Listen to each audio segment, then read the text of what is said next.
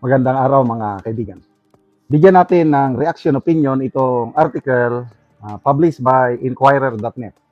Title, Chavit Singson arrested over cyber libel. So, Huwebes kahapon, ano? Baka matulad siya kay Jason sa inaresto ng Huwebes the following day, holiday, kulong siya hanggang Monday na release na lang. So ano ba ito? Pagka-aresto niya is nakapiyansa ba siya kaagad? Baka nasa kulungan pa ngayon? Tingnan natin. So dito sa article, the report said Singson was arrested past 1 p.m. at his residence in gated subdivision in Barangay Ugong Norte, Quezon City. Okay, so 1 p.m. So may panahon pa na makapiyansa. Kasi kung inaresto siya ng gabi, wala na. So 1 p.m. Following the arrest, the 84-year-old businessman was brought to Police Station 12 for booking, documentation, and other legal procedures.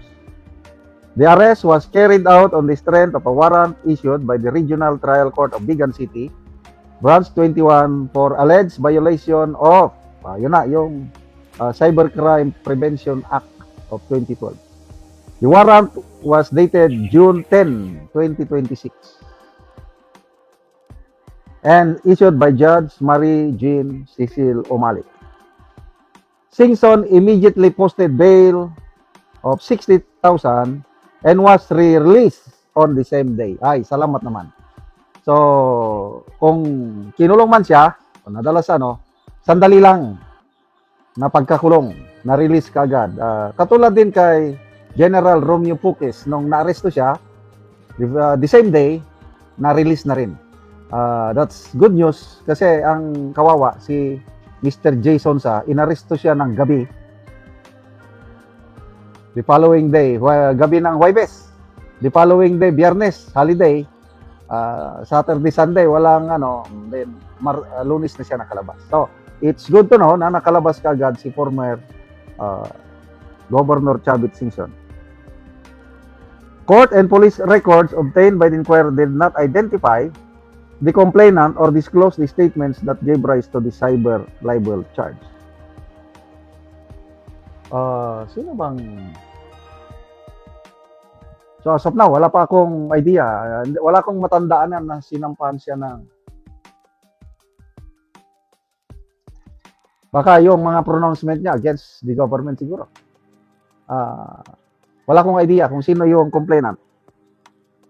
As of Thursday evening, authorities had yet to release details of the complaint, including when it was filed and whether it stemmed from social media posts, online videos, or other digital content. The Philippine National Police released blurred mugshots of Singson, but unblurred version on social media show him smiling. Ibig sabihin, palaban siya kung naka-smile. Laban lang. Akala nila mapapatahimik. So, kung 60,000 lang ang bail, ibig sabihin, mababa yung magnitude of offense, Depende kasi yan eh. Yung kaibigan ko, nung may warrant of arrest siya, 36,000 ang kanyang, So, maliit na... So, kung 60,000, mahirap niyan kung malaki ang I think si ex-congressman Barsaga, 80,000 yung bill niya. Kailang maraming counts, kaya malaki ang binayaran niyang piyansa. So, ang tanong, sino ang isusunod? May mga nabasa kong comments dito eh. Ang susunod, ito, basa ko Stacey Strauss, sabi niya, silent martial law na ba? I don't know. Makakalaya din yan. Yes, nakalaya na siya. Robin Diquinya, yes, one down. Next is Baligod Defensor and the X-18 body. Pagdasal po natin si Atty. Baligod, Mike Defensor and baka sila nang susunod. Kailang, dahil cyber libel is bailable, no worry. Kasi dito sa atin, matagal bago ka makundik. Sample, basta nakapagpiyansa ka lang, It will take so many years. Kasi, example, makonvict ka sa Regional Trial Court, may Court of Appeals, meron pang Supreme Court, matagal. O, tignan nyo si Franz Castro. Excuse me. Convicted na siya sa RTC. Convicted na siya sa, inaffirm ng Court of Appeals. Nakakulong ba? Wala pa rin. Supreme Court ba? So, tingnan natin anong maging desisyon ng Supreme Court bago makulong. Kaya, matagal-tagal na labanan pa ito. Alam nyo naman, example, si Lacson, may warrant of arrest din siya, nagtago. Nung nagpalit ang administrasyon, nagawa ng paraan, parang na-invalidate yung warrant of arrest niya. Nasa ano kasi yan nasa influence ng powers that be. Di nakabalik. Kaya yung mga ganyang warrant of arrest, not so much of a concern. Laban lang. Ang ipagdasal natin nga is dito sina Attorney Baligod and the Brave 18 Marines dahil ang dami yung kasong naisampa sa kanila. Ganyan din. Libel case, libel din. Yung isa, yung kay Congressman Adjong, humingi pa siya ng danyos na 25 million pesos. Ay nako. Salamat mga kaibigan sa inyong pagsubaybay sa channel na ito. Nakakatulong kayo ng malaki sa tribong Talandig ng Bukidnon dahil ang sweldo natin sa channel na ito is pantulong po sa tribo. Namimigay tayo ng libreng yero at pako para makapagpatayo sila ng mas maayos na tirahan. Panoorin ninyo ang video na ito. Balay sa natabangan ng Bugero. Sumuna ni Chora sa buslot sa iyang atop. Kita gid nato nga buslot na gid ang iyang mga atop. So kining diri gani dapat isumpay lang. Kan buslot na gyapon.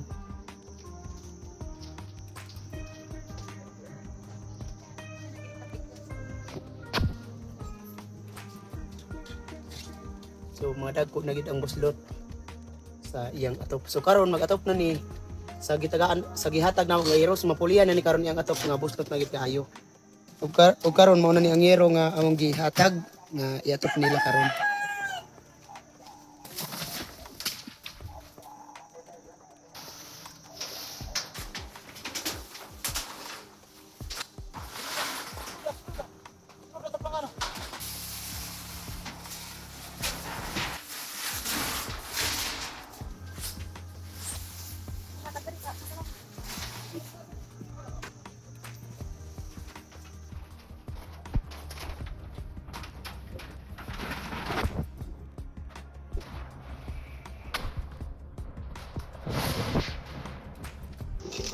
Bakit?